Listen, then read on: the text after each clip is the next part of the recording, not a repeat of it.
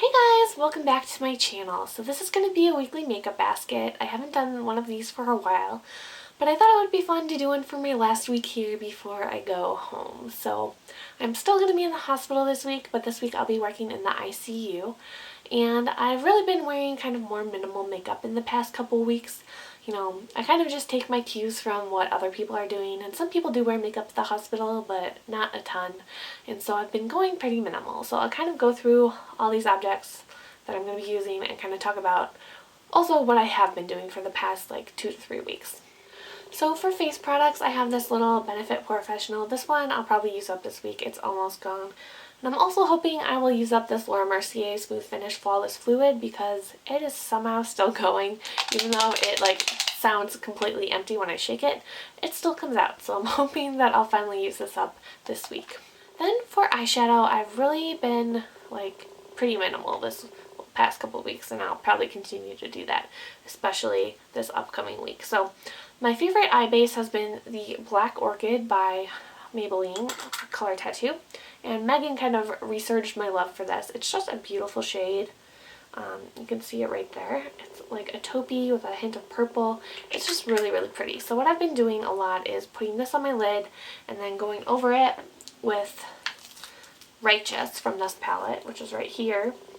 And it kind of, see if I can kind of show you, it like makes it a little less shiny, but you can still see the shine through it, but just kind of tames it down a little bit. And then using taupe from the Lorac Pro in my crease with a little bit of sable.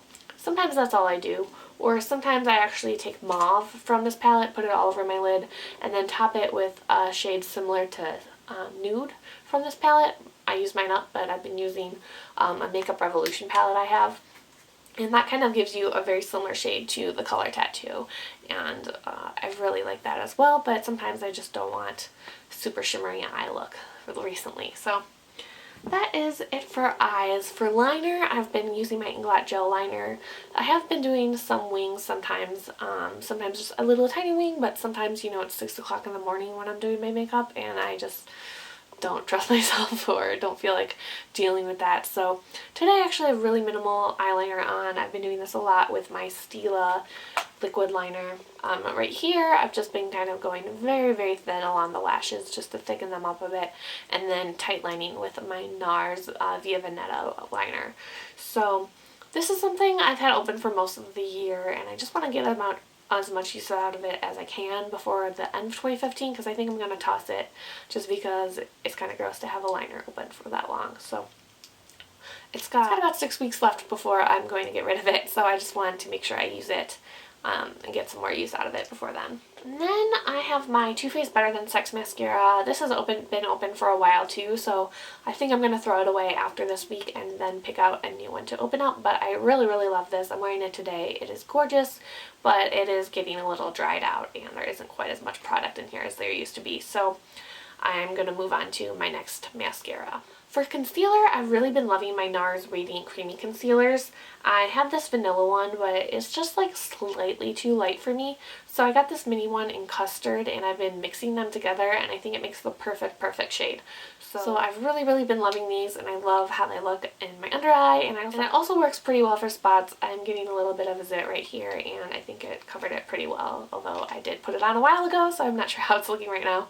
But hopefully it's not too obvious as I talk about how much I like this concealer on top of it. But it was really, really kind of red all around there earlier today, and I think it does look pretty good. I mean, you can still definitely see that it's there, but I don't like to cake on the concealer too much when you have a spot, because I feel like sometimes that is even more distracting than a spot itself. For blush, I have a few. I'm still really into the ColourPop Prenup.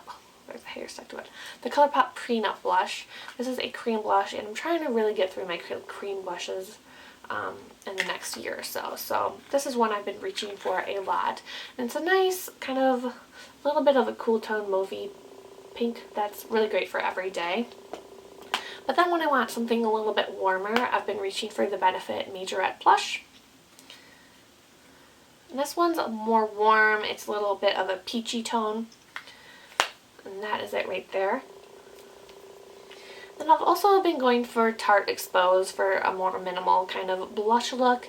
This is one, to be honest, I'm actually thinking about decluttering just because I do have a similar Tarte blush in my Rainforest After Dark palette, and I actually might declutter that palette too, so I can't decide what I'm going to do, but I kind of want to wear it a few more times and, you know, have some more experience with it before I make a decision. For eyebrows, I'm still using my Anastasia Beverly Hills product. I have this Brow Wiz I got in the Sephora Favorites kit last year, and then I got this clear brow gel during the 21 Days of Beauty at Ulta, and I've still been really liking this combo.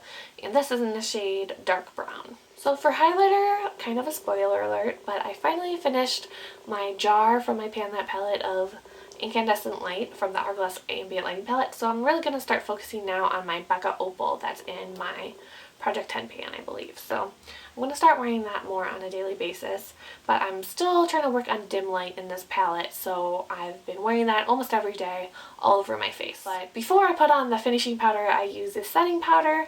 I usually put this on after I do my foundation and before I do my bronzer and blush, because I think it might just help it blend a little better.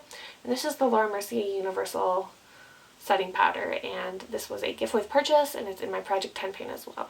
And I'm also, forgot to talk about this, I'm going to throw on my NYX Infinite Shadow Stick in the shade Almond.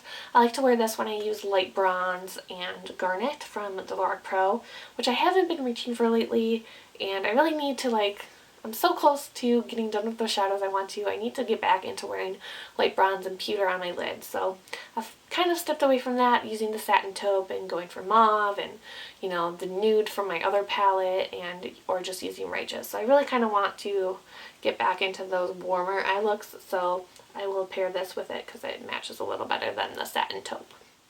So that is it for this weekly makeup basket. Thank you guys so much for watching. Let me know how your week has been, and I will try to do some more of these while I'm at home, and let you know how my weeks are going. So thanks again, and see you soon. Bye!